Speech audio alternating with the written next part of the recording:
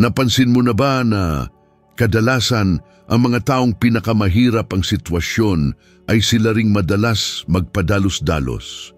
Mga taong sumisira ng relasyon sa loob lamang ng ilang segundo na nakakaligta ng napakagandang pagkakataon dahil hindi nila makontrol ang sarili nilang galit. At ang pinaka-nakakagulat, marami sa mga taong ito, kung titingnan lang nila ang nakaraan, ay mauunawaan na ang kailangan lang ay manatiling kalmado sa loob lamang ng ilang segundo at lahat ay nagbago sana. Ngunit sa kasamaang palad, karamihan ay hindi natututo ng araling ito sa tamang panahon. Nauuwi sila sa pag-iisa, puno ng pagsisisi, pakiramdam na palaging kinakalaban sila ng tadhana.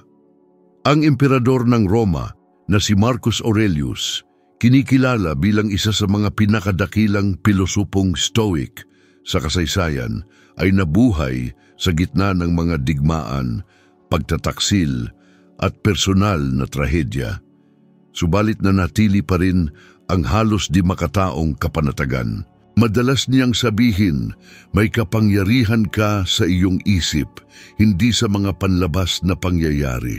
Mapagtanto mo ito at matutuklasan mo ang lakas. Sa video na ito, matutuklasan mo kung bakit ang pananatiling kalmado ang pinakamakapangyarihang sandata na maaaring taglayin ng isang tao at paano mo ito maipapatupad sa modernong buhay. Kahit napapalibutan ka ng trapiko, social media at mga taong sumusubok sa iyong pasensya araw-araw. At kung papanoodin mo hanggang sa katapusan, mauunawaan mo kung paano ka maipuposisyon ng kakayahang ito ng ilang taon na mas maaga sa karamihan ng mga taong nabubuhay pa rin na alipin ng sarili nilang emosyon. Hindi ipinanganak si Marcus Aurelius sa isang silid ng katahimikan. Siya ay isang emperador sa panahon ng digmaan, nawalan ng mga mahal sa buhay, humarap sa mga salot at mga sabwatan. At gayunpaman, paulit-ulit niyang isinulat na ang pinakamahalagang labanan ay nasa loob ng bawat individual. Ang pagsasabing, may kapangyarihan ka sa iyong isip, hindi sa mga panlabas na pangyayari, ay hindi isang malalim na kasabihan. Ito ay isang praktikal na gabay para sa sino mang naghahanap na gawing estratehikong bentahe ang maliliit na pagpapadalos-dalos. Isipin ang isang karaniwang senaryo. May sumingit sa iyo sa trapiko, nagbigay ang iyong amo ng bastos na kritisismo, may dumating na mensahe na ang tono ay itinuturing mong atake. Ang unang reaksyon ay halos hindi kailanman rasyonal. Ito ay automatiko, maingay at madalas lumilikha ng mga kahihinatnan na nananatili ng matagal pagkatapos ng sandali. Ang tunay na kalamangan ay nagsisimula kapag pinutol mo ang automatikong kadenang ito. Huminga, bilangin ng tahimik hanggang 5. Bigyan ang sarili ng kaunting espasyo upang gawing pagpili ang pagpapadalos-dalos. Ito ay hindi kahinaan. Ito ay isang pagpili ng aksyon. Upang maging magamit ito sa pang-araw-araw na buhay, gumamit ng mga panloob na parirala bilang mga gabay. Ito ay isang panlabas na pangyayari lamang. Ano ang kaya kong kontrolin ngayon? O pangalanan lang ang emosyon, galit, kahihiyan, pagkabalisa, na parang pinapangalanan mo ang isang bagay. Sa pagbibigay ngalan sa pakiramdam, lumilikha ka ng distansya at nababawasan ang tindi nito. Ang mga modernong kasanayan sa mindfulness ay sumusunod ng tumpak sa prinsipyong ito na inilarawan ni Marcus. Obserbahan ng hindi nakikisama. Kapag nagiinit ang isang diskusyon, ang mas pakikinig at mas kaunting pagsasalita ay hindi nangangahulugang pagsuko. Nangangahulugan ito ng pagtitipon ng impormasyong inilalabas ng ibang tao at pagkakaroon ng oras upang bumuo ng sagot na talagang magpapaunlad sa iyong mga layunin. Sa mga negosasyon, halimbawa, ang mga nananatiling kalmado ay nakikita ang mga konsesyon na hindi napapansin ng ibang tao na pinangungunahan ng emosyon. Sa mga relasyon, ang isang maayos na paghinto ay pumipigil sa mga salitang nakakawala ng tiwala sa loob ng ilang buwan. May mga simpleng pamamaraan na maaaring gamitin ng sinuman ngayon. Bago sumagot sa isang mapanuksong mensahe, isulat muna ang iyong tugon at ipadala lamang ito pagkatapos ng 30 minuto. Sa mga personal na usapan, gumamit ng sinasadyang paghinga sa loob ng 3 siklo kapag nararamdaman mong tumataas ang iyong boses. Sa mga mainit na pulong, magsabi ng maikli na kinikilala ang punto ng iba bago ilahad ang sarili mo. Ang mga maliliit na galaw na ito ay nagbabago ng pagiging reaktibo sa sinasadyang aksyon. Pinaalalahanan din tayo ni Marcus na ang realidad ay madalas na walang kinikilingan. Tayo ang nagbibigay kahulugan dito. Ang pagpalit ng inapin niya ako sa kumilos siya sa paraang itinuring kong nakakasakit ay nagbabago ng lahat. Nababawi mo ang kapangyarihan sa salaysay. Ang paglalapat ng prinsipyong ito ay hindi nag-aalis ng problema, ngunit binabago nito ang kanilang halaga. Ang pagpapadalos-dalos ay madalas na humahantong sa pagkalugi sa reputasyon, mga pagkakataon at kalusugan. Ang matagal na kapanatagan ay nagpapataas ng tibay at kredibilidad. Isipin ang maliliit na tagumpay. Lumabas sa isang laban na walang galos, mapanatili ang isang pagkakaibigan pagkatapos ng hindi pagkakasundo. Nailigtas ang isang negosasyon na tila nawawala dahil hindi mo hinayaan na diktahan ng galit ang susunod na mga hakbang. Hindi ipinangako ni Marcus ang patuloy na katahimikan. Nagmungkahi siya ng isang pang-araw-araw na disiplina, pag-eehersisyo ng isip tulad ng isang kalamnan na kinikilala na ang bawat naipong sandali ng kontrol ay nagdaragdag sa isang bentahe sa buong buhay. Sa pamamagitan ng paggawa ng mga saloobing ito, araw-araw, pagtigil, pagpapangalan, pagbabago ng pananaw at sadyang pag-arte, hindi mo lamang iniiwasan ng maliliit at malalaking trahedya, kundi patuloy mo ring inilalagay ang sarili mo ng mas nauuna sa karamihan ng mga taong hinahayaan ng buhay na diktahan ng mga pagpapadalus-dalos. Ang galit ay isa sa mga pinakamapaminsalang emosyon na maaaring taglayin ng isang tao, at malalim itong naunawaan ni Marcus Aurelius. Sa kanyang mga sinulat, binalaan niya, ang pinakamagandang paraan para makapaghiganti ay hindi ang maging katulad ng nanakit sa iyo. Ang pangungusap na ito ay may taglay na katotohanan na marami ang binabaliwala. Kapag tayo ay nagpapadalos-dalos, nagiging eksakto tayo sa kinasusuklaman natin. At sa paggawa nito, nawawalan tayo ng kontrol sa ating sarili na siyang pinakamahalagang pag-aari natin. Ang galit ay nagdudulot upang ang katawan ay gumawa ng matinding paglabas ng adrenaline at cortisol. Ito ay isang sinaunang, biolohikal na tugon, nilikha upang protektahan tayo mula sa pisikal na banta. Ngunit ngayon, ang mga banta ay hindi nagmumula sa mga ligaw na hayop o armadong kaaway. Nagmumula ito sa mga salita, mensahe at pang-araw-araw na sitwasyon. At gayon pa man, nagre-react tayo na parang nasa digmaan. Ang problema ay kapag paulit-ulit ang estadong ito, nagsisimula ang katawan na magdusa. Bumabalis ang puso, tumataas ang presyon ng dugo, lumalala ang tulog, at nawawalan ng linaw ang isip. Ang nagsisimula bilang isang sandali ng puot ay maaaring magdulot ng gastos na katumbas ng mga taon ng kapayapaan. Napansin ni Marcus Aurelius na ang galit ay lason na iniinom mo umaasang mamatay ang ibang tao. Ang pagtatago ng sama ng loob, pagkimkim ng puot, paulit-ulit na pagbabalik tanaw sa mga argumento sa iyong isip, lahat ng ito ay unti-unting sumisira sa espiritu. At sa modernong buhay, nagpapakita ito sa banayad na paraan. Isang driver na busina ng busina, isang taong gumugugol ng mga oras sa pakikipagtalo online, o isang taong patuloy na binabalikan ang nakaraang kawalang katarungan. Sa bawat isa sa mga kasong ito, ninanakaw ng galit ang mahalagang enerhiya, focus, at oras na maaaring gamitin upang makabuo ng isang bagay na mas mahusay. Ipinapakita ng kasalukuyang pananaliksik na ang mga taong naglilinang ng kapanatagan at pagpipigil sa sarili ay may mas malaking kakayahang lutasin ang mga salungatan, bukod pa sa pagpapakita ng mas mababang antas ng pagkabalisa at depresyon. Nangangahulugan ito na ang kontrol sa emosyon ay hindi lamang isang birtud sa pilosopiya, kundi isang tunay na anyo ng pagtatanggol sa sarili. May mga pampublikong kwento na naglalarawan ng halaga ng hindi kontroladong galit. Isang kapansin-pansing halimbawa ay ang kay Will Smith nang siya ay magpapadalos-dalos sa seremonya ng Oscar.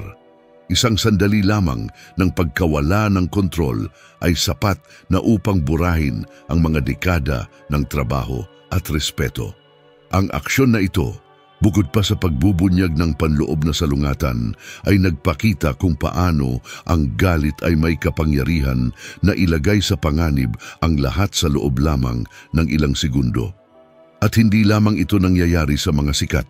Ilang beses na ba nasisira ng isang ordinaryong tao ang isang relasyon sa isang salitang binitawan sa kainitan ng sandali, o nakaligta ng pagkakataon sa trabaho dahil hindi alam kung kailan magsasalita? Pareho ang pattern. Ang pagpapadalos-dalos ang nangingibabaw, nananahimik ang katuwiran, at huli na ang pagsisisi. Ngunit ang galit ay maaari ding baguhin. Ang turo ng Stoic ay hindi naguutos ng pagsugpo sa pakiramdam, kundi ang pagmamasid dito hanggang sa mawalan ito ng kapangyarihan. Kapag nararamdaman mong may nagpapainit sa iyo, huminga ng malalim at pansinin na ang katawan ay nagre-react bago ang isip. Ang paghinto na ito ang pinakamakapangyarihang sandali ng araw. Dito ipinanganak ang kalamangan. Kung makikita mo ang puwang sa pagitan ng nangyari at ng gagawin mo sa susunod, mas nauuna ka na sa karamihan.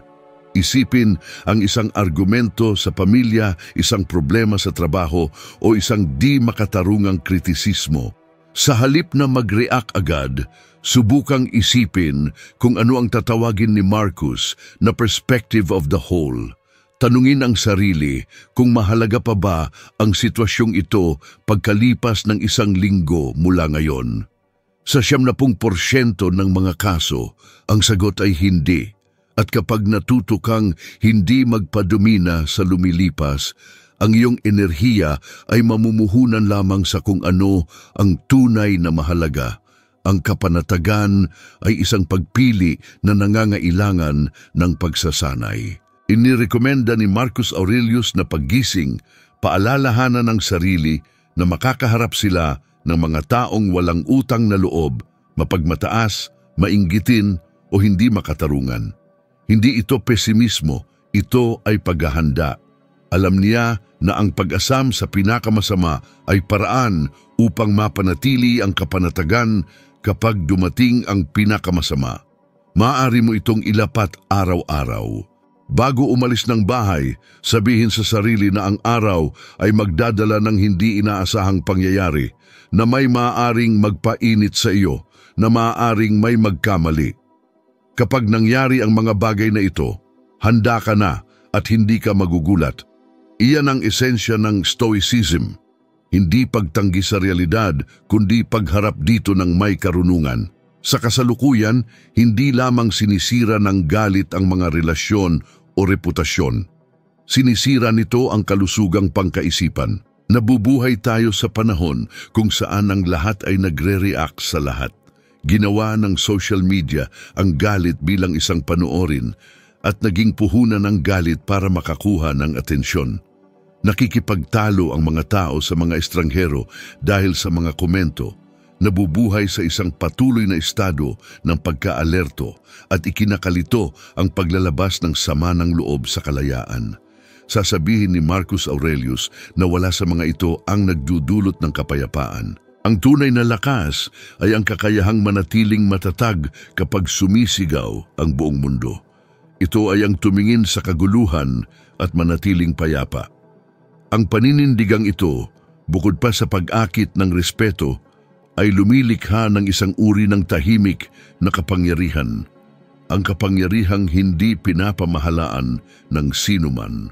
Kung ang galit ay hindi maiiwasan, ang sikreto ay ang huwag itong hayaang manatili. Maaari itong lumitaw, ngunit hindi nito kailangang manirahan sa loob mo. Natandaan na sa bawat pagkakataon na mag-react ka ng kalmado, nakakakuha ka ng oras, kalinawan at pagkadalubhasa. At kung mas madalas mong mapanalunan ang panloob na laban na ito, mas nagiging malakas ito. Naniniwala si Marcus Aurelius na ang isang sinanay na isip ay parang isang disiplinadong sundalo. Kahit sa gitna ng digmaan, alam nito kung saan ilalagay ang kalasag nito at kung kailan aatras. Ang pagkontrol sa galit ay eksakto iyon. Ito ay pagpili kung kailan kikilos at hindi pagiging tinatangay ng isang bulag na emosyon. Ang kapanatagan ang pundasyon kung saan itinatayo ang isang matatag na buhay at ang kontrol sa emosyon ang tulay na naghihiwalay sa mga nabubuhay bilang biktima ng sitwasyon mula sa mga nagtatakda ng sarili nilang kapalaran. Malaking sanhi ng pagdurusa ng tao ay ang pag-asang dapat ay patas ang buhay. Inaakala nilang kapag tama ang lahat ng ginawa, may kapalit itong gantimpala. Kapag hindi nangyari, nalulunod sila sa pagkadismaya, galit at panghihina ng loob. Binalaan na tayo ni Marcus Aurelius noon pa man. Asahan ang hindi inaasahan. Hindi patas ang buhay, pero ikaw pwede kang maging patas. Tila nga'y mahirap tanggapin ang pahayag na ito, pero ito ang nagpapalaya. Sapagkat kapag tinanggap mong wala kang utang na anuman sa mundo, bawat tagumpay ay nagiging tunay mong merito at bawat hirap ay nagiging pagkakataon para matuto. Ang stoicismo ay nagtuturo na hindi ang buhay ang dapat magbago, kundi ang paraan ng ating pagtugon sa mga dala nito.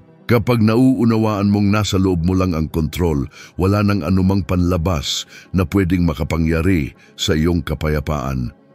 Isipin mo ang isang taong buong pusong naglaan ng oras at galing sa isang proyekto, tapos ay binaliwala lang. O kaya ay isang taong ginawa ang lahat para sa isang relasyon pero iniwan pa rin. Ang karaniwang reaksyon diyan ay hinanakit o sama ng loob. Pero sabi nga ni Marcus Aurelius, ang sagot ay nasa pagtutok sa mga bagay na kaya mong kontrolin. Pinaalalahanan niya tayo na ang lahat ng naririnig natin ay opinyon, hindi katotohanan. Ang lahat ng nakikita natin ay pananaw, hindi ang mismong katotohanan. Ang pahayag na ito ang bumabago sa paraan natin ng pagharap sa mga kabiguan dahil ang talagang nakasasakit sa atin ay hindi ang mismong pangyayari, kundi ang kahulugan na ibinibigay natin dito. Kung nawalan ka ng trabaho, pwede mo itong tingnan bilang kabiguan o bilang isang bagong direksyon. Kung may nagtaksil sa iyo, pwede mo itong maramdaman na kahihiyan o bilang kalayaan. Ang pangyayari mismo ay neutral. Ang bigat nito ay nagmumula sa kahulugang pinili mong ilagay dito. Ang ganitong paraan ng pag-iisip ay may malaking kapangyarihan dahil binabago nito ang biktima upang maging may akda ng sarili niyang kwento. Kapag laging nagrereklamo ang isang tao tungkol sa tadhana, inaalisan niya ang sarili ng kontrol sa sarili niyang buhay. Kapag tinanggap niyang hindi niya kontrolado ang ginagawa ng iba pero kontrolado niya ang sarili niyang reaksyon, nakapwesto siya sa posisyon ng kalakasan. Ito ang tunay na kalayaan. At ang prinsipyong ito ay angkop sa anumang sitwasyon. Isipin ng mga atletang de kalidad na nabibigo sa malalaking kompetisyon pero nakakabangon pa rin. Halimbawa, si Michael Jordan na tinanggal sa varsity ng kanilang high school basketball team. Pwede siyang sumuko pero ginawa niyang inspirasyon ang pagkadismaya. Naunawaan niyang walang utang sa kanya ang mundo na tagumpay at ginamit niya ang sarili niyang kagustuhan bilang sandata para makamit ito. Ito mismo ang itinuro ni Marcus Aurelius. Tanggapin ang hindi mo kayang baguhin at kumilos ng buong husay sa abot ng iyong makakaya. Mahalaga rin ang ganitong pananaw sa ugnayan ng tao. Ilan ba ang nabubuhay na umaasa ng pagkilala, pasasalamat at kapalit? At kapag hindi ito natugunan, nagiging mainitin sila ang ulo. Pero ang labis na pag-asa sa iba ay isang uri ng panlililang sa sarili. Sabi ni Marcus, ang mga tao ay nabubuhay ayon sa kanilang sariling kalikasan, hindi ayon sa iyong mga inaasahan. Sa madaling salita, ang pag-uugali ng iba ay hindi mo kontrolado. Ito ang dahilan kung bakit marami ang nagdurusa. Gusto nilang kumilos, maramdaman, at mag-isip ang iba katulad ng sa kanila. Kapag naintindihan mong bawat tao ay nabubuhay ayon sa sarili nilang antas ng kamalayan at karanasan, nagiging pag-unawa ang pagkadismaya. Hindi ito nangangahulugang pagiging tahimik lang, kundi pag-alam kung saan nagsisimula at nagtatapos ang iyong kapangyarihan. At ang kamalayang ito ang nagpapanatili ng kapayapaan kahit na tila hindi patas ang mundo. May direktang kaugnayan din ng stoicismo sa modernong agham. Ipinapakita ng mga pag-aaral sa resilience o pagiging matatag na ang mga taong tumatanggap sa kawalan ng katiyakan ng buhay ay mas mahusay na nakakayanan ng stress at mas mabilis na nakakabangon mula sa trauma. Hindi nila nakikita ang sarili bilang biktima, kundi bilang may kakayahang bumuo ng sarili nilang kwento. Ang makatwirang pagtanggap sa realidad ay nagpapababa ng pagkabalisa dahil inaalis nito ang nasasayang na lakas sa pagtatangkang baguhin ang hindi kayang kontrolin. Kapag mas kaunti kang nagrereklamo at mas kumikilos, natututo ang iyong utak na gumana ng may pokus at kapayapaan. Ito ay isang psikolohikal na kalamangan na kakaunti lang ang nagtataglay. Habang ang karamihan ay nauubos ang lakas sa pakikipaglaban sa hindi nila kontrolado, ang Stoic ay inilalaan ang kanilang enerhiya sa mga bagay na talagang mahalaga. Sa kasalukuyan, mas kinakailangan ang ganitong pananaw kaysa dati. Nabubuhay tayo sa panahong laging inihahambing ng mga tao ang kanilang sarili sa iba. Iniisip na mas madali o mas patas ang buhay ng kapwa. Pinalalakas ng social media ang ilusyon na ang tagumpay ay agaran na nagdudulot ng paulit-ulit na kawalang kasiyahan. Ngunit ang mga nakauunawa sa kaisipan ni Marcus Aurelius ay alam na ang tunay na tagumpay ay nagmumula sa panloob na pagiging matatag, hindi sa pagkilala ng iba. Sa bawat pagtanggap mo ng sitwasyon nang walang kawalan ng pag-asa, lumalago ka.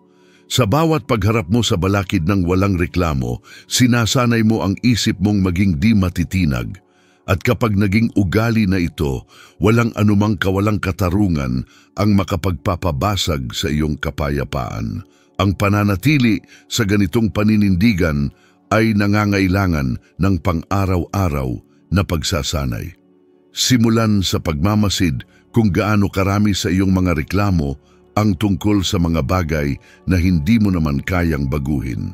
Ang trapiko, ang pag-uugali ng iba, ang nakaraan, ang desisyon ng kapwa, lahat ng ito ay wala sa iyong kontrol. Kapag naintindihan mo ito, nagsisimula kang magbakante ng espasyo sa isip para sa mga bagay na talagang mahalaga. At dito nagiging kalamangan ang pagiging kalmado. Dahil habang nauubos ang lakas ng marami sa pagtatangkang itama ang hindi naman makontrol, ikaw ay kumikilos ng may kaliwanagan sa mga bagay na kaya mong baguhin.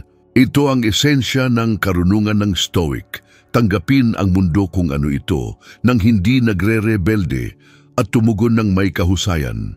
Pinatunayan ni Marcus Aurelius sa sarili niyang buhay na ang kapayapaan ay hindi nagmumula sa kawalan ng problema, kundi sa kakayahang panatilihing matatag ang isip sa gitna ng kaguluhan.